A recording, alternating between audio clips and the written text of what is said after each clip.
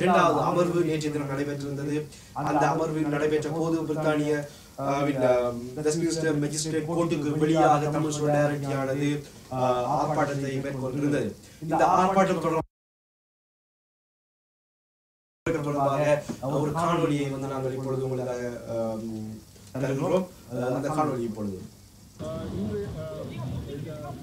Westminster magistrate முன்பாக இந்த ஆர்ப்பாட்டம் நடைபெற்றிருக்கிறது. அதாவது உங்களுக்கு தெரியும், பிரியங்கா பெர்னாண்டோ அவர்கள் கடந்த வருடம் நடைபெற்ற சுதந்திர தினத்துக்கு எதிரான எமது போராட்டத்தில் தமிழ் மக்களை அச்சுறுத்தும் பொருள் களத்தை அறுக்கப்பட்டிருக்கிறார். அதற்கு எதிராக வழக்கு நடைபெற்றது. அவருக்கு எதிராக பிரியாணை பிறப்பிக்கப்பட்டிருக்கிறது.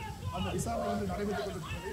அதை அவருக்கு அந்த பிரியாணை அவரை அரசு கைது செய்ய வேண்டும் என்று கூறி மக்கள் கூறி நின்று வெஸ்ட்மின்ஸ்டர் நீதிமன்றத்தில் தொடர்ச்சியாக இதுபோன்ற செய்திகளை வந்து மக்களை அச்சுறுத்தும் ஒரு செயலாக இங்கே பார்க்கப்பட்டு வருகின்றது. அந்த வகையில் இன்றைய இந்த போராட்டமானது அனைத்து அமைப்புகளாலும் தமிழ் சுழலாட்சி மற்றும் 5 அமைப்புகளால் சேர்ந்து இன்று நடைபெற்றுக் கொண்டிருக்கிறது. மக்கள் இணைந்திருந்து பிரியங்கா பெர்னாண்டோ அவர்களுக்கு எதிராக அந்த சட்டம் நிறைவேற்றப்பட வேண்டும் என்று அந்த நீதிமன்றத்தின் முன்பாக கேட்டுக்கொண்டிருக்கிறார். நிச்சயம் அவர்களுடைய அந்த தீர்வு கிடைக்கும். அடுத்து தொடர்பாக அந்த வழக்கறிஞர் என்று சந்திக்க இருக்கின்றார். அவருடைய இந்த நேர்காணல் நாம் சந்திக்க இருக்கின்றோம். எதிர்மீடியா சார்பாக நாங்கள் அனைவருக்கும் வணக்கம். கடந்த ஆண்டு 2018ஆம் ஆண்டு பிப்ரவரி மாதம் 4ஆம் தேதி இலங்கை 71வது சுதந்திர தினத்துக்கு எதிராக தமிழ் சொலிடாரிட்டி முன்னெடுக்கப்பட்ட போராட்டத்தின் போது ஸ்ரீலங்கன் டிப்ளோமேட்டாக இருந்த பிரியங்கா பெர்னாண்டோ அவர்கள் ப்ரொட்டஸ்ட் செய்பவர்களை ஒரு பாயப்படுத்தும் விதமாக ஒரு சைகையை செய்திருந்தார். அதுக்கான பிரியாணையை வெஸ்ட்மின்ஸ்டர் கோர்ட் ஆனது போன கிழமை விடுவித்த நிலையில் மீண்டும் அதை ரத்து செய்துள்ளது. அதை மீள் பரிசீலனைக்கு எடுத்து கொள்ளும் முகமாறு இன்று வெஸ்ட்மின்ஸ்டர் கோர்ட்டுக்கு முன்பாக ப்ரொட்டஸ்ட் நடந்து கொண்டிருக்கிறது. தமிழ் சொலிடாரிட்டி இதை முன்னின்று நடத்தி வருகிறது.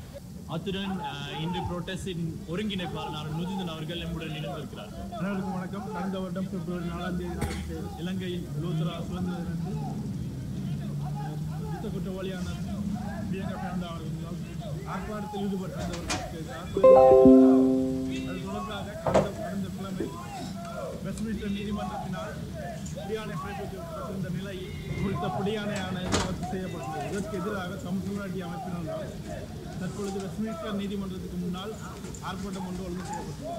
தமிழ் சொலிடாரிட்டி மட்டும் அல்லாமல் அமைப்புகளும் இணைந்து குறித்த போராட்டத்தை முன்னெடுத்து வருகின்றன. இது தொடர்பாக இதுபோல மேலதிக விவரங்கள் பின்னர் அறிவிக்கப்படும். அந்த காணொலியை நீங்கள் பார்த்தீர்கள். இப்பொழுது எங்களுடன் கலந்துரையாடலில் நேற்றைய ஆர்ப்பாட்டத்தின் ஏற்பாட்டாளர்கள் ஒருவரான மகன் அவர்கள் இருக்கிறார். அமைப்பில்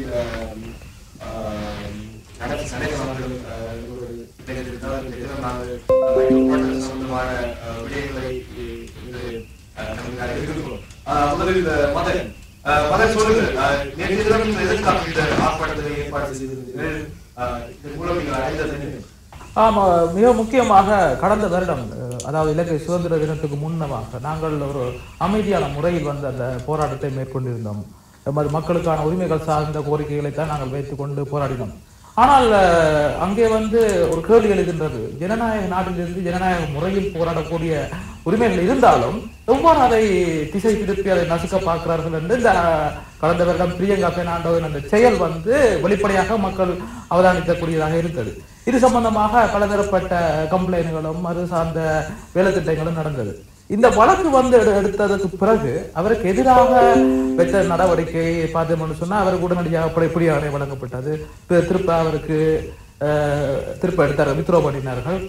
நாங்கள் என்ன அந்த நேரில் செஞ்ச வச்ச கோரிக்கை என்னன்னு சொன்னா உடனடியாக அவரை கைது செய்ய வேண்டும்.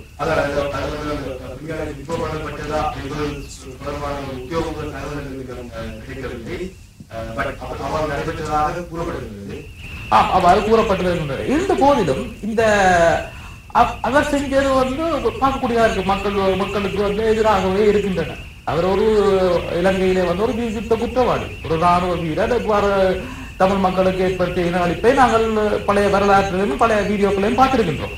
அப்படி இருக்கும் போது பிரித்தானிய அரசு வந்து அவரை பாதுகாக்குமா, இல்லை உடனடியாக அவரை நாடு கடத்துமா என்றதை வந்து இங்க இருக்கிற மக்கள், போராடக்கூடிய மக்கள் வந்து ஒரு கோரிக்கையை வைத்து நகர்கிறார்கள். அப்ப என்னன்னு சொன்னா, நாங்கள் நேற்று நடந்த ப்ரொட்டஸ்ட்ல வந்து நாங்கள் ஒரு 3 கோரிக்கையை வைக்கிறோம். என்ன வகையான கோரிக்கைன்னு சொன்னா, உடனடியாக அவரை கைது செய்ய வேண்டும் மற்றும் இந்த வழக்கு வந்து எங்களுக்கு நியாயம் பண்ணும். அதாவது இந்த நாட்டுல ஜனநாயக ரீதியில வந்து போராடக்கூடிய உரிமை இருக்கின்றது. அவர் எதிராக செயல்பட்டார், உடனடியாக கைது செய்ய வேண்டும். அதே சமயம் இந்த யுத்தத்துக்கு காரணமான அனைவரையும் கைது செய்ய வேண்டும் என்றும் ஒரு கோரிக்கையை வைத்தோம். அதே சமயம் இந்த ரைட் டு ப்ரொட்டஸ்ட் என்பது இந்த நாட்டிலே உங்களுக்கு ஒரு ஜனநாயக ரீதியில ஒரு அமைதியான முறையில உங்களுக்கு போராடக்கூடிய சந்தர்ப்பம் இருந்தாலும் அது எவ்வாறு நசுக்குகின்றது சொல்லித்தான் நாங்கள் இந்த பிரியங்கா பெர்னாண்டோ மற்றும் உங்களுக்கு தெரியும் ஜல்லிக்கட்டு பட் அந்த ஸ்டெர்லைட் ப்ரொட்டஸ்ட்ல 13 பேரை சுட்டு இருந்தாங்க. அவங்க என்ன செஞ்சாங்க? அப்ப இதை எவ்வாறு நகர்கிறார்? ஒரு போராட்டத்தை நசுக்க பார்க்கிறார்களா, இல்லை எங்களுக்கு சுதந்திரமாக ஒரு கோரிக்கையை வைத்து அதை நகர்த்த முடிகின்றதா என்ற ஒரு கேள்வி வந்து மக்கள் மத்தியில் எழுகிறது. அப்ப நாங்க ஒரு தமிழ் ஒரு பொசிஷன் வைக்கிறோம். என்னன்னு சொன்னா, மக்கள் ஒடுக்கப்படுற மக்கள் வந்து ஒரு ஜனநாயக ரீதியில போராடக்கூடிய எங்களுக்கு உரிமை இருக்கின்றன. நாங்கள் என்று களத்தில் நின்று போராடுகின்றோம். நியாயம் வேணும் என்ற நோக்கில் தான் நேற்று நாங்கள் இந்த போராட்டத்தை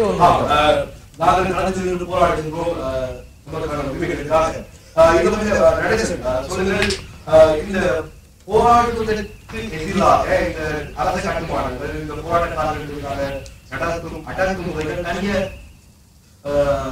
என்ன சொல்றது, இலங்கை, இந்தியா போன்ற நாடுகள் மாற்றலாம்.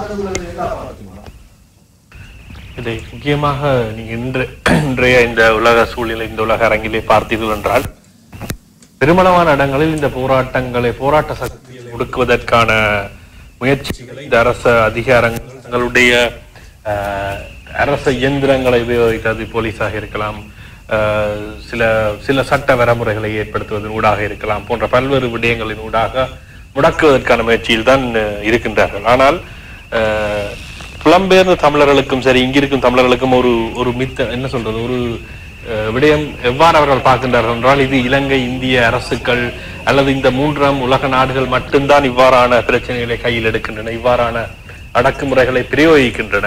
இந்த மேற்குலக நாடுகள் சரி, அல்லது இவர்கள் நம்பும் இந்த ஜனநாயக ரீதியான கட்டமைப்புக்குள் இருந்து கொண்டு இந்த மேற்குலக நாடுகளில் தம்முடைய உரிமைகளை வென்றெடுப்பதற்கான போராட்டங்களை எந்த பிரச்சனையும் இன்றி செய்ய முடியலாம் என்ற ஒரு நம்பிக்கை இவர்களுக்கு இருக்கின்றது.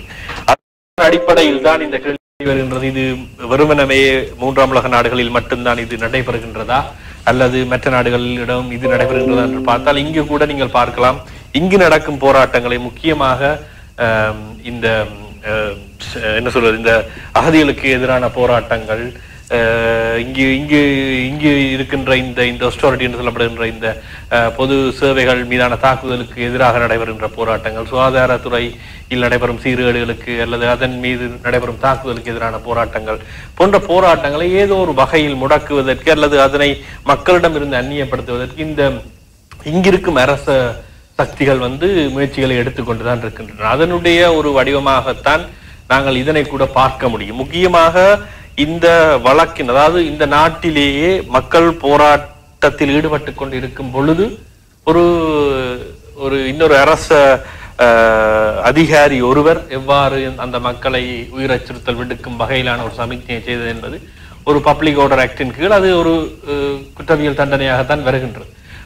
இங்கு இருக்கும் சட்டங்களின் அடிப்படையில் கூட இவர்களை தண்டிப்பதற்கு மக்கள் இன்றும் போராட வேண்டித்தான் இருக்கின்றது. இதுதான் ஒரு முக்கியமான பிரச்சனையா இருக்கு. அதாவது இதைத்தான் நாங்கள் ஐநா சபை தொடர்பான விவாதத்திலும் யுஎன் தொடர்பான விஷயங்களிலும் சொல்லுகின்றோம் என்னவென்றால், நீங்கள் சொல்லும் நடைமுறைகளையாவது நீங்கள் நடைமுறைப்படுத்துங்கள். அதற்கு கூட இன்றும் மக்கள் போராட வேண்டித்தான் இருக்கின்றது. இங்கு உதாரணமாக நீங்கள் எடுத்தீர்கள், நேற்று இந்த போராட்டம்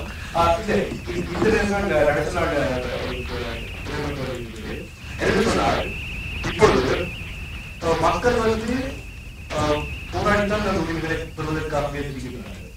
ஆனால் இந்த குற்றங்களில் ஈடுபடுபவர்கள் பாதுகாப்பதற்குரிய ஒரு ராஜதந்திர பாதுகாப்பு ஒரு கவசத்துக்கு பின்னால் நிற்கிறார்கள். ஆகவே இவ்வாறு ஒரு உங்களுக்கு பின்னால் ஒரு அதிகாரம் இருக்கும் பட்சத்தில் நீங்கள் வந்து எந்த குற்றத்தை வேறு செய்யலாம். ஆனால் ஒரு சாதாரண பிரஜை வந்து அந்த குற்றத்தை மேற்கொள்கிறார்கள், அவர் தண்டனைக்குரியவராக. இப்பொழுது நீங்கள் பாதுகாப்பு இந்த மெஜிஸ்ட்ரேட் கோர்ட்டில் தான் இந்த ஒரு தர காலம் இந்த வழக்கான காரணமே வந்து அதற்கு இருக்கின்ற அந்த ராஜதந்திர பிரதிநிதிகளுக்குரிய அந்த அந்த கோயில்கள் அவர்கள் பாதுகாக்கிறது. ஆனால் இது வந்து ஒரு சாதாரணமாக ஒரு தனிநபரின் எதிரான ஒரு வழக்கு என்பதுக்கு அப்பால் பிரித்தானியாவில் பல்வேறு யுத்த குற்றவாளிகள் வந்து இங்கு வந்து அதிகாரிகளாக இருக்கிறார்கள். இலங்கை பல்வேறு நாடுகளிலே வந்து அதிகாரிகளாக இருக்கிறார்கள். ஆனால் இவர்கள் அனைவரும் ராஜதந்திரம் என்கிற ராஜதந்திர பிரதிநிதிகளுக்கான பாதுகாப்பு என்கிற ரீதியிலே வந்து அவர்கள் பாதுகாக்கப்பட்டிருக்கிறார்கள். இதற்கு எதிராக மக்கள் என்ன செய்ய வேண்டும்?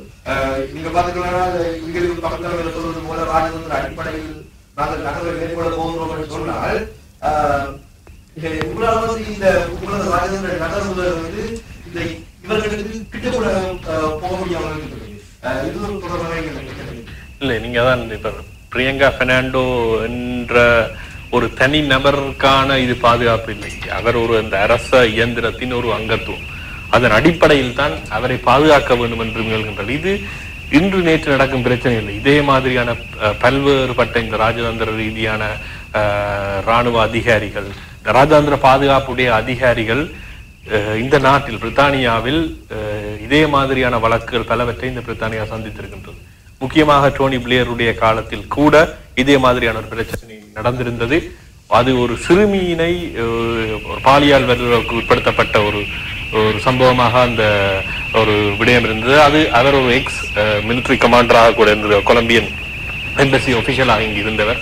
அவரை தண்டிப்பதற்கு அவருடைய இந்த ராஜதந்திர பாதுகாப்பு வந்து பிரச்சனையாக இருந்த பட்சத்தில் அதனை நீக்கும்படி மிக வலிமையான கோரிக்கை இங்கு முன்வைக்கப்பட்டது. அப்போது டோனி பிளேயர் காலம் இருந்தது. டோனி பிளேயர் அதற்கு பின்தங்கினார். ஜோன் மெக்டொனால்ட் என்று ஷேடோ சான்சலராக இருக்கும் ஜோன் மெக்டொனால்ட் போன்றவர்கள் அதற்கான போராட்டங்களை முன்னின்று நடத்தி அவருடைய ராஜதந்திர இந்த பாதுகாப்பினை தளர்த்தி அவருக்கான தண்டனை இங்கு கொடுக்கப்பட்டது. இது ஒரு வரலாற்று ரீதியான இந்த பிரச்சனை பல இடங்களில் நடைபெற்றிருக்கின்றது. இன்றைய அதே மாதிரியான ஒரு சூழ்நிலை தான் இன்றும் ஏற்பட்டிருக்கின்றது. ஜனநாயக ரீதியான நாட்டில் இந்த மாதிரியான ஜனநாயக ரீதியான சில விஷயங்களை நாங்கள் இந்த சட்ட சோகோல்ட் இந்த லீகல் டேர்ம்ஸுக்குள்ளால் நாங்கள் வென்று விடலாம், இவர்களை ஒரு லோக்கில் கொண்டே விடுவதன் மூலம் ஒரு இனப்படுகொலை சார்ந்த நீதியினை நோக்கி நகர முடியும் என்று சொல்பவர்கள் ஒரு கேள்வி இருக்கின்றது. அதாவது நான் ஏற்கனவே கூறியது போல இந்த அரசு தன்னுடைய கட்டமைப்புக்குள் இருப்பவர்களை பாதுகாக்க முயல்வது என்பது இலங்கை அரசாங்கம் மட்டுமல்ல. இது எந்த அரசுகளாக இருந்தாலும் இந்த இன்னொரு அரசாங்கத்தினுடைய ஒரு பிரதிநிதி அவர் இந்த நாட்டில் வந்து மக்களுக்கு எதிராக சில சமூக விரோதமான அல்லது உயிர் அச்சுறுத்தல் விடக்கூடிய விடயங்களை செய்யும் பொழுது கூட பிரித்தானிய அரசாங்கம் அவரை பாதுகாப்பதற்கான ஒரு முயற்சியாக கூட இது இருக்கலாம் என்ற சந்தேகம் விளக்கின்றது. என்றால் நீங்கள் பார்த்தீர்கள் என்றால் இலங்கையின் புதிய தூதுவராக இருப்பவர் வந்து இந்த FCOவினுடைய ஆசியாவுக்கான அமைச்சர் மார்க் ஃபீல்டை வந்து இந்த இந்த ட்ரையல் நடக்கிறதுக்கு வந்து சந்தித்து பேசியிருக்கிறார். ஆனால் அந்த சந்திப்பிற்கும் இந்த அவுட்கமுக்கும் எந்த ஒரு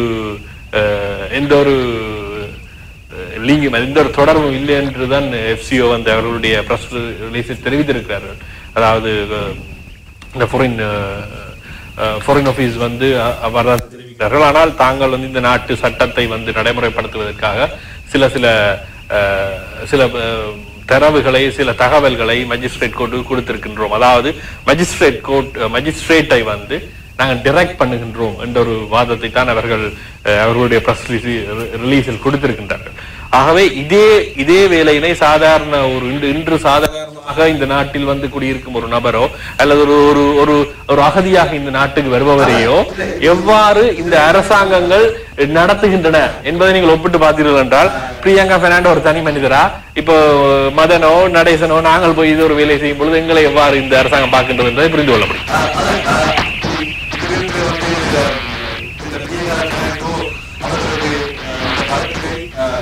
பாதிக்கப்பட்ட மக்கள் சார்பாக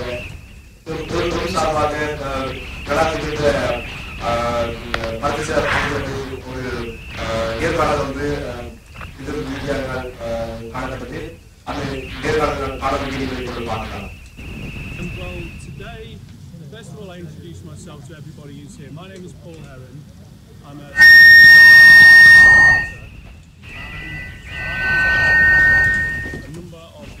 private prosecutors to assist in the private prosecution against Brigadier Fernando for events that took place in February last year. Today in court, the magistrate has put the case back, and the case will be heard on the 1st of March. On the 1st of March, we're hoping that the court will restrict itself primarily to issues of whether Brigadier Fernando has diplomatic immunity or not. In terms of my client's point of view, they say he hasn't. Brigadier Fernando has now instructed lawyers, obviously, to say he has. And therefore, if he has, the previous charges and the previous prosecution and the verdict that was given 2 weeks ago should be rescinded. We say it shouldn't, it should stand, and immunity, and he does not have diplomatic immunity. I just want to say one final thing, and that's to applaud the 3 private prosecutors who brought the case, number 1. Number 2, to applaud the legal team, who are not just myself, but 2, 3, 4 other people. And finally, I applaud all of you people, all of the protesters, who to be honest, I'm sure the weather in Sri Lanka is nothing like this. So to be here for a good hour, hour and a half in this cold, thank you for turning up. Thank you for the people who turned up in the public gallery. And I hope that all of you, and maybe 1 or 2 of your friends on top, will come back on the 1st of March. We suspect it's going to be heard on the 1st of March. It could go back a few more days in case of problems, but we suspect it's going to be heard on the 1st of March, the issue of diplomatic immunity. So please, I ask all of you to turn up to show your solidarity with the 3 private prosecutors in this case. That's all I want to say. Thank you.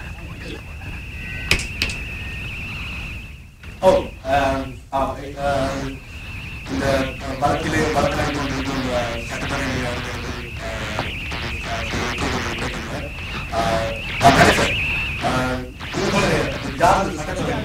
இல்லை இப்ப என்ன பிரச்சனை, என்ன விஷயம் என்றால், இது இங்கு இந்த டிப்ளோமசி தொடர்பாக வேலை செய்பவர்கள் எல்லோரும் சொல்வார்கள், எல்லோருடனும் இணைந்து நாங்கள் செயற்பட வேண்டும், அரசியல் ரீதியான வேறுபாடுகளை நாங்கள் பார்க்கக்கூடாது போன்ற விடயங்களை சொல்லுவார்கள். ஆனால் இந்த மக்களுடைய பிரச்சனைகளில் தாங்களாக முன்வந்து இவ்வாறான விடயங்களை கையில் எடுத்து செய்பவர்கள் யார்? ஒரு கேள்வி இருக்கின்றது. இந்த போல்கரன், அவருடைய போல்கரன் என்பவர் ஒரு கோல்டன் சேம்பர்ஸ் என்று சொல்லப்படுகின்ற ஒரு லோ சொசைட்டியினுடைய மெம்பராக இருப்பவர், சோசியலிஸ்ட் பார்ட்டியினுடைய மெம்பராக இருப்பவர். மக்கள் சார்ந்த விடயங்களில் தொடர்ந்து இயங்கக்கூடிய இவ்வாறான நபர்கள் தான் ஒரு அரசாங்கத்திற்கு எதிரான அல்லது மக்கள் சார்ந்த பிரச்சனைகளில் முன்னின்று உழைக்கின்றார்கள். இதனை வேறுபடுத்தி காட்ட கூற வேண்டிய ஒரு கட்டாயத்தில் இருக்கின்றோம் என்றால், எல்லோரும் இப்ப ஒரு ஃப்ரேம் ஒர்க் இவர்கள் சொல்லுவார்கள், தமிழ் மக்களுடைய பிரச்சனைகளை நாங்கள் போய் பேசிவிட்டால் எல்லோரும் எங்களுடன் இணைந்து வந்து செயற்பட்டு விடுவார்கள் என்ற ஒரு கருத்தாக்கம் இருக்கின்றது. ஆனால் யார் உண்மையில் மக்களுடைய பிரச்சனைக்கு முன்னுக்கு நிற்கின்றார்கள் என்ற ஒரு கேள்வி இருக்கின்றது. அதனை நாங்கள் தெளிவுபடுத்தி கூற வேண்டியிருக்கின்றது. அதனைத்தான் தமிழ் சொலிடாரிட்டியும் செய்து கொண்டிருக்கின்றது என்று நான் நம்புகிறேன்.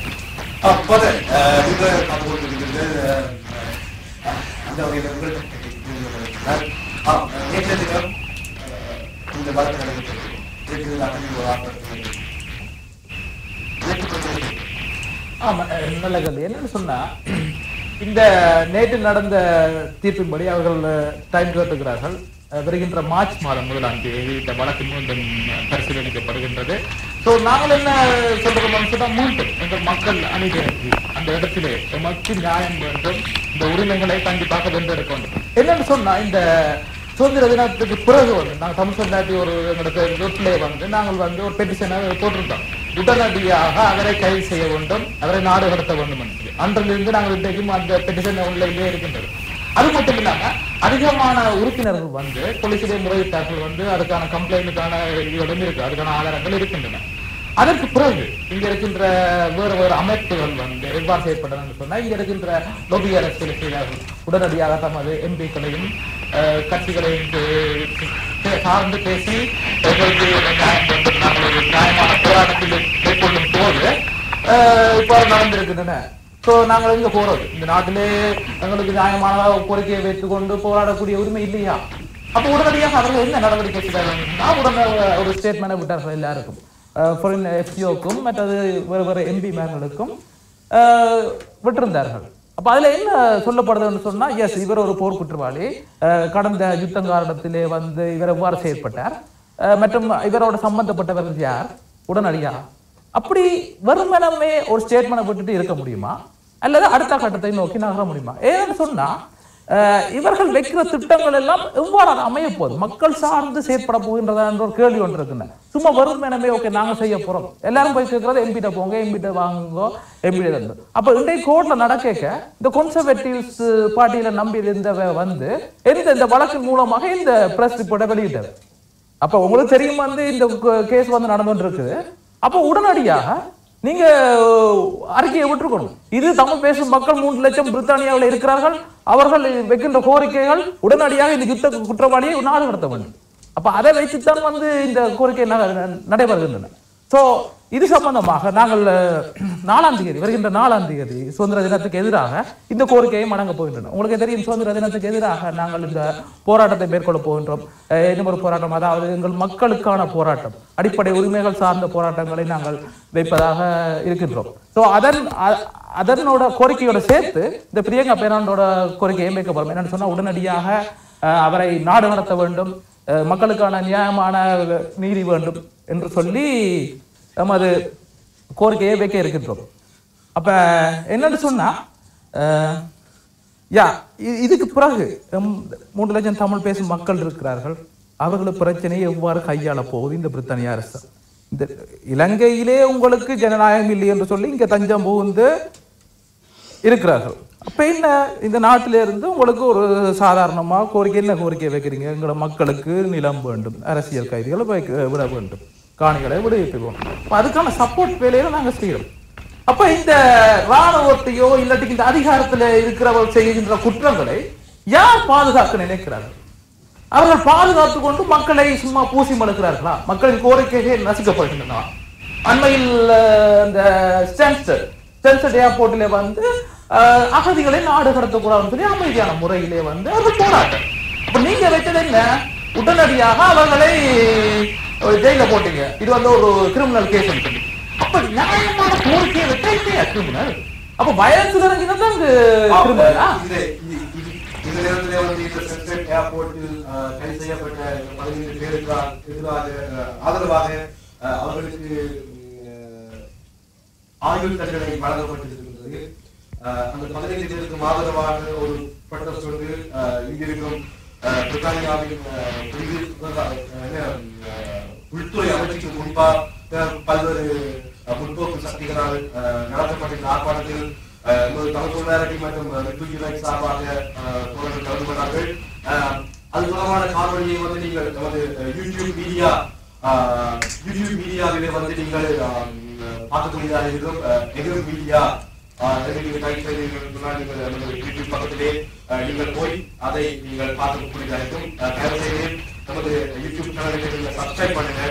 நீங்கள் உங்களது சப்ஸ்கிரைப் கூட நாங்களும் இங்கு நடைபெறும் போராட்டங்கள் மற்றும் தகவல்கள் தொடர்பான பல்வேறு காணொலிகளை உங்களுக்கு தரக்கூடியதாக இருக்கும். அந்த வகையில வந்து இந்த அகதிகளுக்கு ஆதரவாக போராடினார்கள். பழமையாக இவ்வாறான ஒரு எதிர்ப்பு போராட்டத்தில் ஈடுபடுவதற்கு வந்து ஒரு பப்ளிக் நியூசன்ஸ் கேஸ்களை தான் அவர்களை வந்து கைது செய்வார்கள். பின்னர் அபராதமும் அதை விடுதலை செய்வார்கள். ஆனால் இவர்களை வந்து இந்த டெரரிசம் ஆக்ட்ல வந்து கைது செய்யப்பட்டிருக்கிறார்கள். அவர் இந்த வழக்கு தொடர்பான அடுத்த அமர்வு வந்து வரும் நடைபெற இருக்கின்றது. இதற்கு இந்த நேரத்திலே அவர்களோடு இணைந்து நமது சுயாட்சியை காட்டுவதற்காக லண்டனில் இருந்தும் தோழர்கள் செல்ல இருக்கிறார்கள். நீங்கள் அது தொடர்பான தகவல்களை ஒரு யூடியூப் பக்கத்திலும் நமது பக்கத்திலும் நீங்கள் பார்க்க முடியும். மற்றும் எதிர் மீடியா எதிர்கொள்வாக்கிய என்ற ஒரு இணையதளத்திலும் நீங்கள் பார்க்கக்கூடியதாக இருக்கும். இந்த நேரத்தில் வந்து என்னன்னு சொன்னால், தனிய தமிழ் மக்கள் மாத்திரமா பிரித்தானியாவில் அடக்கப்படுகின்றனர். அதாவது ஆக்ஸ்போர்ட் ஜூனியர் வந்து விளையாட்டு வந்திருந்த அந்த பிரதமருக்கு எதிராக போராடினார்கள் இருந்த குற்றச்சாட்டிலே இதற்கு முதல் கைது செய்யப்பட்டிருந்தார்கள். இந்த வழக்கு நடைபெற்றிருந்தது. இது உங்களுக்கு எதிராக மாற்றமாக நடக்கின்றது அல்லது போராட்ட சக்திகள் அனைவரும் எதிராக இந்த தாக்குதல்கள் மேற்கொள்ளப்படுகின்றன இன்றைக்கும் இந்த தமிழ் மக்கள் அப்படித்தான் புரிந்து கொள்கிறார்கள். தமிழ் மக்கள் மீதான ஒரு தாக்குதலாகவும் இது இலங்கை அரசாங்கம் தான் இதனை நடத்துகின்றது. என்ன சொல்வது, இந்த ராஜதந்திர அரசியல் அவர்கள் மிகவும் பலம் பெற்று விட்டார்கள். நாங்கள் பலம் பெறவில்லை. ஆகவே அவர்கள் பலம் பெற்றதன் அடிப்படையில் அவர்கள் இந்த வேலைகளை செய்கின்றார்கள். இதனை தடுத்து நிறுத்த வேண்டும் என்றால் நாங்கள் பிரித்தானிய அரசியலில் இந்த கன்சர்வேட்டிவ் அதாவது இந்த வாக்கு அரசியல், இந்த தேர்தல் அரசியலுக்குள் நுழைந்து நாங்கள் அதிகார ரீதியாக பலம் பெற வேண்டும் என்றதன் அடிப்படையில் தான் தமிழர் பெரும்பான்மையான புலம்பெயர் அமைப்புகள் இந்த கருத்துக்களை தான் முன்வைக்கின்றார்கள். அதன் அடிப்படையில் தான் இயங்குகின்றனர். ஆனால் உண்மையான நிலைமை எவ்வாறு இருக்கின்றது என்று பார்ப்போமானால், நீங்கள் சொன்ன அந்த ஆக்ஸ்போர்டில் நடைபெற்ற அந்த பிரச்சனைக்கு முன்னர் கூட சீக்ஸ் கம்யூனிட்டி வந்து அவர்களுடைய இங்கு போராட்டங்களை மிக மோசமாக அடக்கி இருந்தார்கள். அதாவது அவர்களுடைய அந்த சீக்கிய சமுதாயத்தை சேர்ந்த தனிநாடு கோருபவர்கள் அல்லது அவர்களுடைய உரிமைகள் சார்ந்த பிரச்சனைகளை முன்னெடுப்பவர்களை அவர்களுடைய வீடுகள் சோதனைக்கு உட்படுத்தப்பட்டது. இங்கிருக்கும் MI5 ஒரு வழிநடத்தலின் கீழ் அவர்களுடைய வீடுகள், முக்கியமாக இந்த பர்மிங்ஹாம் பகுதிகளில் அவர்களுடைய வீடுகள் வந்து பரிசோதனைக்கு உட்பட்டிருந்தது. அதே போல் பலஸ்தீனத்திற்கு ஆதரவாக இங்கிருந்து பலஸ்தீன விடுதலைக்கான குரலாக கொடுத்து கொண்டிருக்கும் இயக்கங்கள், அவர்களுடைய உரிமைகள் சார்ந்த போராட்ட அமைப்புகள் மீதான தாக்குதலும் அவர்களை தடுத்து வைத்து பரிசோதனைக்கு உட்படுத்திய விடயங்களும் பல விடயங்கள் நடந்திருந்தன. அப்போது எல்லாம் விழித்துக் கொள்ளாத தமிழ் சமூகம் ஆக்ஸ்போர்டில் முதன்முறையாக இவ்வாறான பிரச்சனை நடைபெற்ற பொழுதுதான் தங்கள் மீதான தாக்குதல் முடுக்கிவிடப்பட்டிருப்பதாக அவர்கள் உணர்ந்திருக்கின்றார்கள். ஆனால் இது முக்கியமாக ஏற்கனவே சொன்ன மாதிரி இரண்டு அரசுகள், பிரித்தானிய அரசு சரி, இலங்கை அரசு சரி, அவர்களுடைய ஃபாரின் பாலிசியின் அடிப்படையில் தான் இதனை நடைமுறைப்படுத்தப்படுகின்றது. ஏற்கனவே நாம் பல தடவைகள் கூறியது போல இந்த இந்த இந்த ஃபாரின் பாலிசி, இந்த வெளி விவகார கொள்கைகள் என்பன தனியே உள்விவகார கொள்கைகளில் மிகவும் மோசமாகவும் வெளிவிவகார கொள்கைகளில் மிகவும் மனித உரிமையுடனும் ஏதாவது ஒரு அரசு இயங்குமா என்றால் உலகத்தில் அவ்வாறு எந்த அரசும் இல்லை. ஒடுக்கப்பட்ட மக்களுக்காக தம்முடைய நாட்டில் எவ்வாறான திட்டங்களை, மக்களுக்கான ஆதரவு குரலை அல்லது மக்களுக்காக செயற்படும் ஒரு அரசு ஒரு நாட்டில் இருக்கும் பொழுதுதான் அது இன்னொரு தேசத்தில் இருக்கும் மக்களுக்கான ஒடுக்கப்பட்ட உரிமைகள் சார்ந்த பிரச்சனைகளை கையாளும். கன்சர்வேட்டிவ் அரசாங்கமானது, இன்றிருக்கும் இந்த டோரி அரசாங்கமானது இங்கிருக்கும் மதன் ஏற்கனவே குறிப்பிட்டது போல இந்த அகதிகள் மீதான மிக மோசமான தாக்குதலை நிகழ்த்தி கொண்டிருக்கும் இந்த டோரி அரசாங்கம், அதனால் தமிழர்கள், புலம்பெயர் தமிழர்களும் இலங்கை மக்கள், இலங்கையிலிருந்து தமிழர் பிரதேசங்களிலிருந்து வருபவர்களும் பாதிக்கப்படுகின்றார்கள். இவ்வாறு மிக மோசமான தாக்குதல் நடத்தி கொண்டிருக்கும் இந்த கன்சர்வேட்டிவ் அரசாங்கமானது வெளிவிவகார கொள்கைகளில் மட்டும் மிகவும் மனித உரிமை பேணும் அல்லது உங்கள் மனித உரிமை பேணும் ஒரு சக்தியாக எவ்வாறு மாற்றமடையும் என்ற ஒரு கேள்வி இருக்கின்றது. இவ்வாறான கேள்விகளை முன்வைக்கும் பொழுது டிப்ளோமேட்டாக இயங்க வேண்டும் என்று சொல்பவர்கள் சொல்கின்றார்கள், எங்களுக்கு அது தெரியும், ஆனால் இவர்களை வெளிநாட்டு ஃபாரின் பாலிசியினை நம்மை நோக்கி திருப்ப வேண்டும் என்ற ஒரு வாதத்தை வைக்கின்றார்கள். நீங்கள் ஃபாரின் பாலிசி உங்களை நோக்கி திரும்ப வைக்க வேண்டும் என்று சொல்பவர்கள் இவ்வாறு அவர்கள் முன்வைக்கும் வாதம் ராஜதந்திர ரீதியாக நாங்கள் உள்ளே பலமடைய வேண்டும். அப்ப கன்சர்வேட்டிவ் கட்சியில் சேரும் ஒருவர் தமிழ் மக்களுடைய உரிமைகளை அங்கு பிரதிநிதிப்படுத்தி பேசுவாரா அல்லது கன்சர்வேட்டிவ் கட்சிக்கான கொள்கையுடன் இணைந்து அங்கு செயற்படுவாரா என்ற கேள்வி இருக்கின்றது. இப்ப இன்றைக்கு நீங்க ஒரு தமிழ் தேசிய அரசியல் கட்சியில நீங்க ஜாயின் பண்ணும் பொழுது தமிழ் தேசிய அரசியலை தான் பேசுவீர்களே தவிர இன்னொரு சித்தாந்தத்தையோ இன்னொரு அரசியலோ நீங்கள் அங்கு பேச போவதில்லை. ஆகவே சித்தாந்த ரீதியாகவே மக்களை ஒடுக்கும் இந்த முதலாளித்துவ சிந்தனைகளுக்கு உட்பட்டிருக்கும் இந்த கன்சர்வேட்டிவ் கட்சியானது தமிழர்களுடைய பிரச்சனையில் மட்டும் நீங்கள் பேசுவதை எவ்வாறு கேட்கும்? அந்த கட்சியில் சேர்ந்து இயங்கும் ஒருவர் வந்து கன்சர்வேட்டிவ் கட்சியினுடைய கொள்கைகளை தானே முன்னிறுத்துவார் என்று நீங்களே பார்க்கின்றீர்கள். தமிழர்கள் பலர் இருக்கின்றார்கள், கன்சர்வேட்டிவ் அரசாங்கத்தில் சேர்ந்து இயங்குகிறார்கள். அவர்களை வெளிப்படையாக சொல்கின்றார்கள், எங்களால் பொங்கல் வாழ்த்தை மட்டும்தான் பெற முடியும், சுயநிர்ணய உரிமை சார்ந்த ஒரு விடயத்தை எங்களால் கொண்டு வர முடியாது என்று அவர்களை ஓப்பனாக தொலைக்காட்சியில் சொல்லியிருக்கிறார். பொங்கல் வாழ்த்தினை ஸ்ரீலங்காவுக்கான பிரதமரில் இருந்து ஜனாதிபதி வரை அவர்களும் தான் வழங்குகின்றார்கள். ஆகவே சமூகத்திற்கான உரிமை பெறப்பட்டு விட்டனவா என்றுதான் கேள்வி. அதான் நீங்கள் நடந்தவர்கள் நீங்கள் சொன்னது போல என்னென்னு சொன்னால் இந்த என்ன சொல்ல மனித உரிமைகளை காக்கின்றோம் என்று சொல்கின்ற இந்த பிரித்தானியா இலங்கைக்கான ஒரு ஆயுத விற்பனையில் தொடர்ந்து ஈடுபட்டு கொண்டிருக்கின்றது. இது தொடர்பாக நீங்கள் என்ன? இப்ப என்னென்று சொன்னா வந்து இலங்கையில் பெரும்பாலும் பேசப்படுகின்ற இலங்கையில் நடந்த யுத்தம் வந்து தனிய இலங்கை அரசாங்கம் மட்டுமா மேற்கொண்டது, வேறு நாடுகளுக்கு தொடர்பு இல்லையா என்றது வந்து பலருக்கு புரியவில்லை.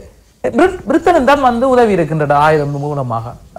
அதற்கான டாக்குமெண்ட்டை நாங்கள் பார்க்கலாம். அதுக்கு முன்னதாக ஒரு சில வரிகளை சொல்லிவிட்டு வருகின்றார். என்னன்னு சொன்னா இந்த பிரியங்கா பெர்னாண்டோ நடந்த பிரச்சனை வந்து சில சட்டத்தரணிகள் வந்து ஒரு குறிப்பிட்ட நபர்களை மட்டும் பாதுகாக்கின்றனரா? ஏன் இவர்கள் அதில் கலந்து கொண்ட 500க்கும் மேற்பட்ட அகதிகளை வந்து நாடு கடத்தும் இந்த அரசு அவர்களுக்கு என்ன ஒரு நிலைமை பாதிப்பு ஏற்படும் என்று சொல்லி அதை கவனத்தில் கொள்ள வேண்டும் அனைத்து சட்டத்தரணிகளும். அப்ப தனிமனமே நாங்கள் அடையாளத்துக்காகவும் இவரை பிடியானை வழங்கிவிட்டால் அந்த கேஸ் முடிய போகுது என்று சொல்ல முடியாது. அப்ப என்னன்னு சொன்னா அந்த அகதிகளை நாங்கள் அவர்கள் உரிமைகளை வென்றெடுப்பதற்கான வேறு திட்டங்களை நாங்கள் செய்ய வேண்டும். அப்ப நாங்க என்ன கோரிக்கையை வைக்கிறோம்னு சொன்னா உடனடியாக இந்த இதில் சம்பந்தப்பட்ட தமிழ் பேசும் மக்கள் அகதிகள் வந்து நாடு கடத்தக்கூடாது. இந்த போராட்டத்தில் கலந்து கொண்டவர்கள் மற்றும் இங்கே இருக்கின்ற உரிமைகள் சார்ந்து போராடுபவர்கள் வந்து கலந்து அனுப்பக்கூடாது. இதன் மூலமாக தான் நேற்று நாங்கள் பில் மில்லர் பல வகையான புத்தகங்கள் எழுதியிருந்தார். பிரிட்டன் டர்ட்டி வாஸ், மற்றது பிரிட்டன்ல நடக்கிற அகதிகளின் பிரச்சனை, மற்றது அவர்களை நாடு கடத்தினால் இலங்கை அரசாங்கம் எவ்வாறு அவர்களை சித்திரவதை செய்கின்றது என்பதை நாம் ஒரு காணொலியை பார்த்துவிட்டு செல்லலாம் என்று நினைக்கின்றேன். இப்பொழுது நீங்க பார்க்கிற காணொலி வந்து பிரித்தானியாவில் இருக்கின்ற ஒரு முன்னணி ஊடகவியலாளர் பில் மில்லர் அவர்களது இன்டர்வியூ வந்து நீங்க பார்க்க போறீங்க. எதிர் மீடியாவுக்காக அவர் பிரத்யேகமாக தந்திருந்தார். அந்த மீடியா எக்ஸ்க்ளூசிவாக உங்களுக்கு நாங்கள் தருகிறோம். இப்போ நீங்கள் பாருங்க.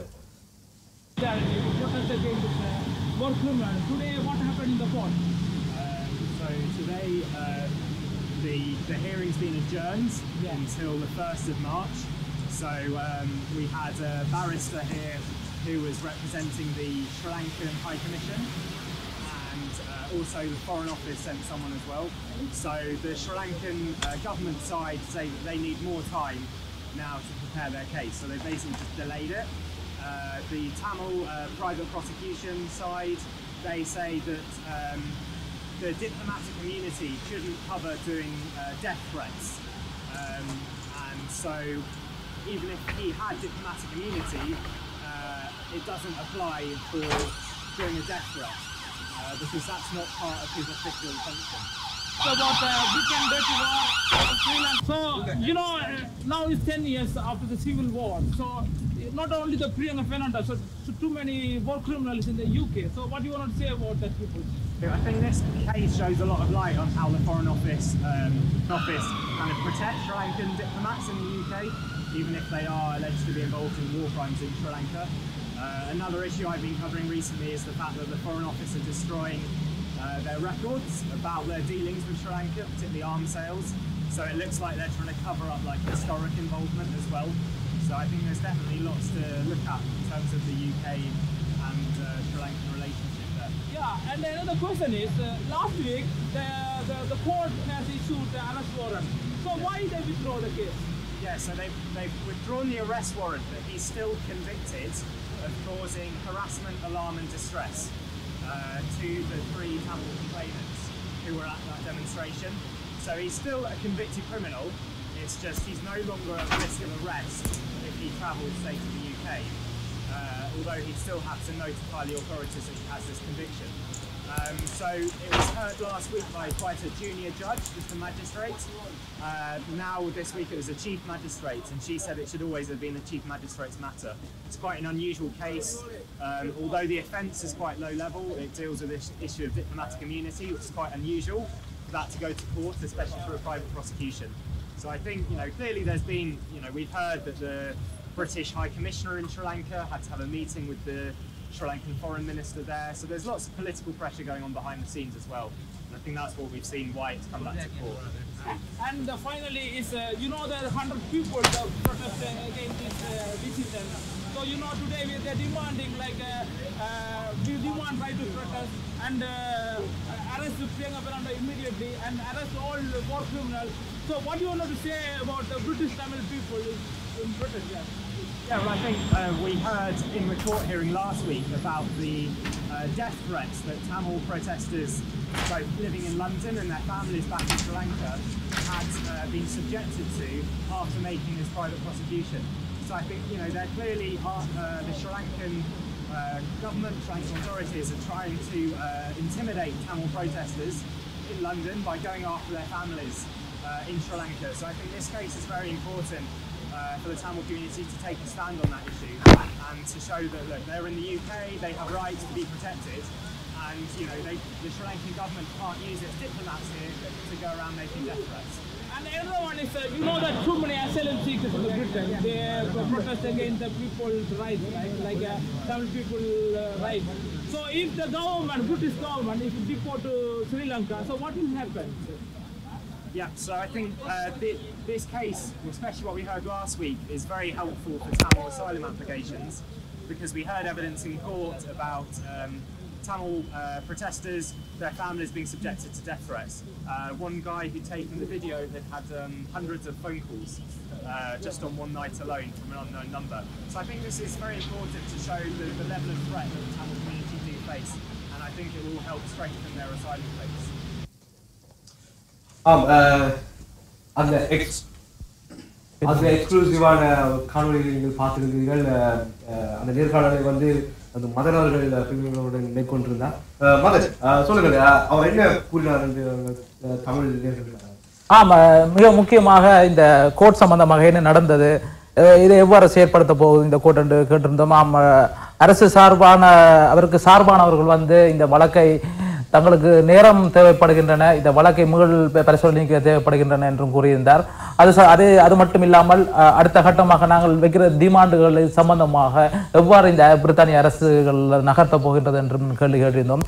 அதற்கு பிறகு அது சம்பந்தமான பாதிக்கப்பட்ட நபர்கள், அதாவது அகதிகளாக இருக்கட்டும், இல்லாட்டி இந்த பிரித்தானியாவில் வசிக்கின்றவர்களாக இருக்கட்டும், அவர்கள் ஒரு சமயத்தில் நாட்டுக்கு போவதற்கோ இல்லாட்டி அகதிகளை நாடு கடத்துவதன் மூலமாக அவர்கள் எவ்வாறு பிரச்சனைகளை நோக்கப் போகிறார்கள் என்ற சம்பந்தமாகவும் நான் கேட்டிருந்தேன். அவர் மிகவும் வெளிப்படையாக உண்மையை கூறியிருந்தார். அவர் மிகவும் என்னென்னு அவற்றை வரலாறு பார்த்தோம்னா அவர் ஜேர்னலிஸ்ட், பல வகையான இங்கே பிரிட்டனில் நடக்கிற பிரச்சனைகள், இலங்கையில் நடக்கின்ற பிரச்சனைகள் எல்லாத்தையும் கூறக்கூடியவர். ஸோ இவர்களின் மூலமாகத்தான் நாங்கள் சில வேலை திட்டங்களை செய்ய முடியும் என்று நினைக்கின்றோம். அதே சமயம் மக்களுக்கு நாங்கள் என்ன கோரிக்கை விடுவிக்கணும் என்று சொன்னால், இந்த எழுச்சி காணாது நாங்கள் ஒன்று திரள வேண்டும். இந்த வருகின்ற மார்ச் 1ஆம் தேதி எங்களுக்கு நடந்த அந்த ஜனநாயக முறையில் நடந்த போராட்டத்துக்கு ஒரு பிரியங்கா பெர்னாண்டோ என்றவர் கழுத்தில் கையை வைத்து ஒரு கொலை மிரட்டலை மேற்கொண்டிருந்தார். அப்ப எங்களுக்கு நாங்கள் என்ன செய்யணும், நாங்கள் ஒன்றிணைந்த ஒரு போராட்டமாக அதை மாற்றி அமைக்க வேண்டும். நாங்கள் வைக்க போகின்ற கோரிக்கை என்னென்று உங்களுக்கு தெரியும் தானே. என்னென்னு சொன்னால், ஜனநாயக நாட்டிலே எங்களுக்கு நியாயம் வேண்டும், நியாயமான போராட்டத்தை மேற்கொள்வதற்கு எங்களுக்கு உரிமை இருக்கின்றன என்று தான் நாங்கள் கேட்கின்றோம். ஸோ அந்த போராட்டத்திலேயும் நாங்கள் இன்வைட் பண்றோம் இந்த இடத்திலே அதான் என்னன்னு சொன்னால், வருகின்ற திங்கட்கிழமை 4ஆம் தேதி இலங்கை அரசாங்கம் மீண்டும் தனது சுதந்திரத்தை கொண்டாட இருக்கின்றது. ஆனால் போன வருடத்திற்கும் இந்த வருடத்திற்கும் அல்லது சுதந்திரம் பெற்ற 70 வருடங்கள் கடந்த நிலையிலே கூட அங்கிருக்கும் மக்களின் உரிமைகள் பெறப்பட்டு இருக்கின்றனவா, மக்களுக்கான சுதந்திரம் கிடைத்திருக்கின்றனவா என்று நாங்கள் கேட்டுக்கொள்வோமானால் அதற்குரிய பதில் இல்லை என்பதை ஆகும். ஆகவே சுதந்திரம் இல்லாமல் இருக்க முடியாது. நமது சுதந்திரத்தை நாங்களே போராடியாயிலும் பெற வேண்டிய தேவை இருக்கின்றது. இந்த சுதந்திர தின கொண்டாட்டத்துக்கு எதிராக இந்த வருடமும் பிரித்தானியாவில் இலங்கை தூதராலயத்துக்கு முன்பாக தமிழ் சொல்லாரட்டியானது ஆர்ப்பாட்டத்தினை ஒழுங்கு செய்திருக்கின்றது. மக்கள் லண்டனில் இருக்கும் மக்கள் அனைவரும் இந்த போராட்டத்தை கலந்து கொண்டு தமிழ் தேச மக்கள் எமது உரிமைக்காக போராடுகின்ற அனைத்து மக்களும் கலந்து கொண்டு இந்த போராட்டத்தை வலுப்படுத்த வேண்டிய தேவை இருக்கின்றது. பிரித்தானிய தூதரகத்திற்கு முன்பாக 12 மணியிலிருந்து 3 மணி வரை தமிழ் தொழிலாளர் கட்சியானது இந்த போராட்டத்தை ஏற்பாடு செய்திருக்கின்றது. மதன், நீங்க சொல்லுங்கள், எந்த கோரிக்கையின் அடிப்படையில் இந்த போராட்டத்தை மேற்கொண்டிருக்கிறீர்கள்? வெறுமனவே வெற்று கோஷங்களை இடுவதனால் இந்த ஒரு போராட்டத்துக்கான அந்த வலு வந்து விடாது.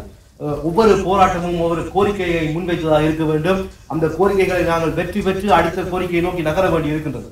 ஆகவே நீங்கள் இந்த வருடம் இந்த போராட்டத்தை நீங்கள் எந்த கோரிக்கைகள் முன்வைத்து வைக்கின்றது? ஆமா, உங்களுக்கே தெரியும், இந்த யுத்தம் முடிந்து 10 ஆண்டுகள் ஆக போகின்றன. பல வகையான போராட்டங்கள் தமிழ் பேசும் மக்கள் நடத்தி இருந்தார்கள். பல வகையான கோரிக்கைகளை வைத்திருந்தோம். சில அடையாள போராட்டங்களாகவும் அமைந்தது. என்னன்னு சொன்னால், நாங்கள் 2009 இருந்து பயணித்துக் கொண்டிருப்பது சொல்லுவதும் ஒரே விஷயங்கள் தான். மக்கள் சார்ந்த போராட்டம் என்றால் அது சார்ந்த கோரிக்கைகளை வையுங்கள். மக்கள் அங்கே ஈழத்திலே எவ்வாறு போராடுகிறார்? 700 நாட்களுக்கு மேலாக அவர்கள் வைத்த கோரிக்கை என்ன? தங்களது நிலம் வேண்டும், காணி விடுவிக்க வேண்டும், அரசியல் கைதிகளை விடுவிக்க வேண்டும், மற்றும் அங்கே இருக்கின்ற பிரதேசத்தை, தமிழ் பேசும் மக்கள் பிரதேசத்தில் இருந்து இராணுவத்தை வெளியேற்க வேண்டும் என்று சொல்லி தான் போராடி கொண்டிருக்கிறார்கள். சோ அப்ப என்ன நாங்கள் வைக்கிறோம் என்று சொன்ன, இந்த வருகின்ற 4ஆம் தேதி ஆர்ப்பாட்டத்திலே தமிழ் பேசும் மக்களது உரிமைகள், அதாவது என்ன உரிமைகள்? காணி விடுவிப்பு கோரிக்கைகள், நில அபகரிப்புக்கு எதிரான போராட்டங்கள், அரசியல் கைதிகளை உடனடியாக விடுதலை செய்ய வேண்டும். அது மட்டும் இல்லாமல் உங்களுக்கே தெரியும், மன்னார் புதைக்குழியிலே 230க்கு மேற்பட்ட எச்சங்கள் கண்டெடுக்கப்பட்டன. அதிலும் 20 சிறுவர்களுக்கான எச்சங்களும் கண்டெடுக்கப்பட்டன. சோ அவர்களுக்கான நீதி எங்க? அங்கே நடைபெற்ற போராட்டங்களுக்கு அவர்களுக்கான நீதி எங்கே? அப்ப நாங்கள் என்ன சொல்றோம்னு சொன்னா, அவர்களோட இணைந்து, அங்க இருக்கின்ற தமிழ் பேசும் மக்களோட இணைந்து நாங்களே இங்கே இருந்து இந்த போராட்டத்தை வலுச்சேர்க்க வேண்டிய கடமை எங்களுக்கு இருக்கின்றன. நாங்கள் அமைப்பு ரீதியாக செயற்படுவர்களாயின் அப்ப அவர்களுக்கான கோரிக்கைகளை நாங்கள் வைக்கத்தான் வேண்டும். அது மட்டும் இல்லாமல் இந்த மலையக மக்கள் எதிர்நோக்கும் பிரச்சனைகள், மலையக மக்களுக்கு 1000 ரூபாய் உடனடியாக பெற்றுக் கொடுக்க வேண்டும். இப்ப அரசாங்கம் என்ன செஞ்சிருக்கு? பல வகையான போராட்டங்களுக்கு பின்னம் 700 ரூபாய் உயர்த்தி இருக்கு. வச்ச கோரிக்கை 1000 ரூபாய், நீங்க கொடுத்தது 700 ரூபாய். அந்த 700 ரூபாய் எப்படி கொடுக்கப்பட்டது? நீங்க ஏற்கனவே செலுத்தப்பட்ட சலுகைகள் எல்லாத்தையும் பறித்து விட்டு புதிதாக ஒன்றை கொடுப்பதாக நினைத்து 20 பவுன்களை மட்டும் 20 ரூபாய் கொடுத்து ஏமாற்றி விட்டீர்கள். அப்ப மக்கள் எங்க போவார்கள்? நீங்கள் ஜனநாயக ரீதியாக போராடியவர்களின் உரிமைகளை நீங்க பெற்றுத்தர விட்டால் அப்ப நீங்க யார்? அரசியல் தலைவர்கள் யார்? அதுக்கான போராட்டங்களை எவ்வாறு நீங்க வெற்றி கொள்ள போறீங்க? அப்ப நாங்க என்ன சொல்றோம்னு சொன்னா, தமிழ் சொல்லாட்டி ஒரு போராட்ட அமைப்பு அப்ப அனைத்து மக்களையும் இணைக்க வேண்டும், அனைத்து ஒடுக்கப்படும் மக்களையும் சேர்க்க வேண்டும் என்ற ரீதியில் தான் நாங்கள் இந்த கோரிக்கைகளை வைத்து ஒவ்வொரு போராட்டங்களையும் செய்து வருகின்றோம்.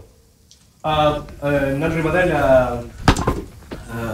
வருகின்ற 4ஆம் தேதி 12 மணியிலிருந்து 3 மணி வரை இலங்கை தூதரகத்துக்கு முன்பாக லண்டனில் தமிழ் சொல்லாரட்டியானது ஆர்ப்பாட்டத்தினை ஒழுங்கு செய்திருக்கிறது. நீங்கள் அனைவரும் அதில் கலந்து கொண்டு ஒரு போராட்டத்தினை வளப்படுத்த வேண்டும். இது தமிழ் சொல்லாரட்டிக்கான போராட்டம் அல்ல, இலங்கையில் ஒடுக்கப்படும் அனைத்து இனங்களுக்குமான போராட்டம், அனைத்து மக்களுக்குமான போராட்டம். ஆகவே நீங்கள் இதில் கலந்து கொண்டு இந்த போராட்டத்தினை வலுப்படுத்த வேண்டிய தேவை இருக்கின்றது. அதே நேரத்திலே இந்த அரசாங்கம் என்றால் என்ன, இந்த நீதிமன்றம் என்றால் என்ன, இங்க இருக்கும் சட்டங்கள் எவ்வாறு உருவாக்கப்பட்டன என்பது தொடர்பான ஒரு விளக்கமான ஒரு காணொலியினை நமது எதிர் மீடியாவிலே நாங்கள் எதிர் மீடியா யூடியூப் சேனலிலே நாங்கள் வெகு விரைவிலே வெளியிட இருக்கின்றோம். நீங்கள் அதனை பார்ப்பதன் மூலம் நீங்கள் இந்த உலகத்திலே ஏற்படுத்த மாற்றங்கள், இந்த போராட்டங்களை எவ்வாறு வெற்றி பெற முடியும் என்பது தொடர்பாக நீங்கள் அறிந்து கொள்ளக்கூடியதாக இருக்கும். அதன் அடிப்படையிலே உங்களது போராட்டங்களை நீங்கள் திட்டமிடும் பட்சத்திலே அது வெற்றியை நோக்கி நகரக்கூடியதாக இருக்கும். அந்த வகையிலே நாங்கள் இப்பொழுது நிறைவு செய்வதற்குரிய நேரத்துக்கு வந்துவிட்டோம். நடேசன், என்னென்னு சொன்னால் நீங்கள் சொல்லுங்கள். இப்ப நீங்கள் பார்த்தீர்கள் சொன்னால் பிரித்தானியாவிலே அனைத்து போராடும் மக்களும் ஒடுக்கப்பட்டு கொண்டிருந்தார்கள். இதற்கு பின்னால் ஜெர்ரிகோவன் அவர்களது அந்த வளர்ச்சி, அவர்கள் அதிகாரத்தை நோக்கி வருவதற்குரிய சாத்தியக்கூறு இருப்பது அதற்குரிய காரணமாக இருக்குமா? நிச்சயமா. இது ஒரு சமூகத்தில் ஒரு விடயம் நடைபெறும் பொழுது அதற்கு அது தானாகவே நடப்பதில்லை. ஜல்லிக்கட்டு போராட்டம் என்று சொல்லும் பொழுது அது வெறுமனவே ஜல்லிக்கட்டு போராட்டத்துக்காக உடனடியாக ஏற்பட்டதில்லை. சமூகத்தில் ஏற்படும் ஒரு மாற்றம் என்பது, சமூகத்தில் இருந்து வருகின்ற ஒரு கோரிக்கை, இந்த போராட்டங்கள் என்பது அதன் பின்னால் நிகழ்கின்ற சமூக இயக்கவியல் சார்ந்துதான் ஏற்படுகின்றது. ஜெரமி கோபினுடைய வருகைக்கு பின்னர் மக்கள் மிகவும் மோசமாக பாதிக்கப்பட்டிருந்த இந்த இந்த இந்த இந்த டோரி அரசாங்கத்தினுடைய இந்த இரண்டாவது ஆட்சி காலம் போய்கொண்டிருக்கு. இந்த இரண்டாவது ஆட்சி காலம் வரை மிக மோசமாக பாதிக்கப்பட்டிருந்த மக்களுக்கு அரசியல் ரீதியாக நகர வேண்டிய ஒரு தேவை இருந்தது. அதனை ஒரு நம்பிக்கையை ஏற்படுத்தும் ஒரு தேர்தல் விஞ்ஞாபனமாக ஜெரமி கோபின் ஒரு சீர்திருத்த என்ன சொல்றது, மக்களுடைய சமூகம் மக்களுக்கு தேவையான அல்லது மக்களுடைய அடிப்படை உரிமைகள் நிவர்த்தி செய்யக்கூடிய ஒரு தேர்தல் விஞ்ஞாபனத்தை முன்வைத்து ஜெரமி கோபின் தொழிலாளர் கட்சியினுடைய தலைவராக வரும் பொழுது அந்த தொழிலாளர் கட்சியே மிக பிரமாண்டமான ஒரு கட்சியாக ஐரோப்பாவில் நீங்கள் வந்திருந்ததை பார்த்திருந்தீர்கள். ஜெரமி கோபினுக்கான ஆதரவு அவருடைய கட்சிக்கு உள்ளேயே குறைவாக இருந்த சந்தர்ப்பத்தில் மக்கள் மிக எழுச்சிகரமாக தொழிலாளர் கட்சியினுடைய தலைவராக ஜெரமி கோபின் தொடர வேண்டும் என்பதை மக்கள் என்ன சொல்வது மிக எழுச்சிபூர்வமாக வந்து ஆதரவு தெரிவித்திருந்தார்கள். இதன் அடிப்படையில் தான் நாங்கள் சொல்கின்றோம், மக்கள் சார்ந்த சிந்தனைகளுடைய ஒடுக்கப்படும் மக்கள் சார்ந்து தொடர்ச்சியாக நிற்பவர்கள், அவர்கள் இந்த தொடர்ச்சியான இந்த போராட்டங்களை முன் நடத்துபவர்கள் அல்லது இந்த போராட்டத்திற்கு ஆதரவாக இருப்பவர்கள் வரும் பொழுது இந்த போராட்ட சக்திகள் ஒன்றிணைய முடியும், ஒரு போராட்ட சக்திகளாக மக்கள் வளர முடியும் என்ற ஒரு வாதத்தை தான் முன்வைக்கின்றோம். ஜெரமி கோபினுடைய கொள்கைகள் கூட அல்லது அவர் முன்வைக்கும் இந்த திட்டம் கூட அவர் ஆட்சிக்கு வரும் பட்சத்தில், நீங்கள் கேட்ட கேள்வி என்னென்றால் இப்ப அவர் ஆட்சிக்கு வருவதற்கான சூழ்நிலை இருக்கின்றது என்றால் அப்படி ஒரு சூழ்நிலை இருக்கின்றது என்றபடியினால்தான் இந்த பிரித்தானிய பாராளுமன்றத்தில் இவ்வளவு அல்லோலகல்லப்படுகின்றது.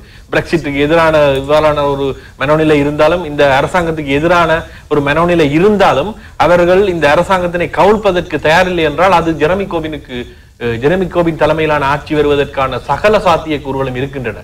ஆகவே அதனை பிளாக் பண்ணுவதற்காகத்தான் இவர்கள் இதனை செல்கின்றனர் என்று நீங்கள் வெனிசுலாவில் பார்க்கலாம், போன்ற பல இடங்களில் நீங்கள் பார்க்கலாம். இவ்வாறு மக்கள் சார்ந்த சிந்தனையுடையவர் வரும்போது எவ்வாறான தாக்குதல்களை இந்த மேற்குலகமும் இந்த அதிகார சக்திகளும் செய்யும் என்று, அவ்வாறான தாக்குதல் ஜெரமி கோபின் வரும் பொழுது கூட வரும். அதனை நீங்கள் வென்றெடுப்பதற்கு போராட்ட ரீதியாக போராட்ட சக்திகளாக நீங்கள் இருக்கின்றீர்களா என்றதான் இந்த கேள்வியா இருக்கின்றது. அதாவது மக்களுடைய பிரச்சனைகளை தீர்க்கும் தலைவர்கள் வந்தால் கூட போராட்ட சக்திகளாக நீங்கள் இல்லாவிட்டால் உங்களுடைய உரிமைகளை வென்றெடுப்பது என்பது மிக கடினமாகத்தான் இருக்கும். ஆம், போராட்ட சக்தியாக நாம் இல்லாவிட்டால் நமது உரிமைகளை பெற்றெடுப்பது கடினமாகத்தான் இருக்கும். நல்ல ஒரு வசனத்தோட முடித்தீர்கள் நடேசன். ஆம், நமது போராட்டம் அடுத்த கட்டமாக வருகின்ற 4ஆம் தேதி இலங்கை தூதரகத்துக்கு முன்னால் லண்டனில் நடக்க இருக்கின்றது. நீங்கள் அனைவரும் கலந்து கொள்ள வேண்டும். மீண்டும் ஒரு தலைப்பிலே நாங்கள் உங்களோடு உரையாட காத்திருக்கின்றோம். எதிர் மீடியாவோடு இணைந்திருந்த உங்கள் அனைவருக்கும் நன்றி.